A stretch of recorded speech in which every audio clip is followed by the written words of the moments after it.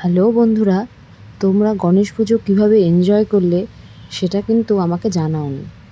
আমি আমার গণেশ পুজোটা কীভাবে ঘুরলাম সেটা তোমাদের সাথে শেয়ার করছি। প্রথমেই চলে গিয়েছিলাম বাঘাযতীনে ভাই ভাই ক্লাবে। এটা বলরাম স্কুলের মাঠে।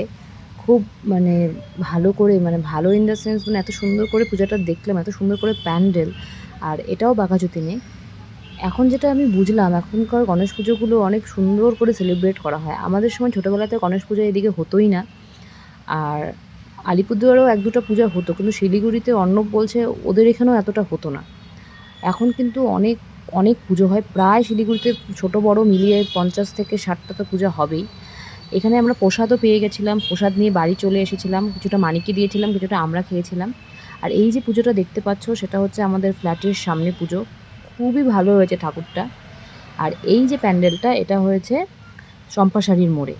তো এত টাকা এরা খরচ করে, আমি তো জাস্ট অবাক হয়ে যাই। এরপরেই হবে দুর্গাপুজো, মানে কতটা বাজেটের এই পুজোগুলো হয়।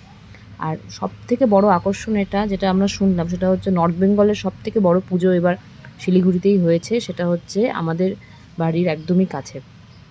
তো তোমরা যারা গণেশ পুজোয় মজা করেছো বা দুর্গাপুজোর শপিং করেছো, যেটাই করেছো না কেন, আমাকে কিন্তু শেয়ার করবে কী কী কিনলে কী না কিনলে। আমিও তোমাদের অনেক কিছু শেয়ার করব, জামাকাপড় কেনা থেকে শুরু করে পুজোয় কী কী করলাম। মানে পুজোর আগের প্ল্যানিংটাই তো অ্যাকচুয়ালি বড় হয়।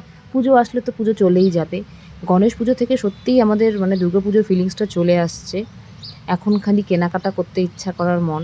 তবে এখন যা চারিদিকে পরিস্থিতি, সত্যি বলছি এবার পুজোয় সেই রকম যে এনজয় করতে পারবো তার মন মানসিকতা কোনোটাই নেই।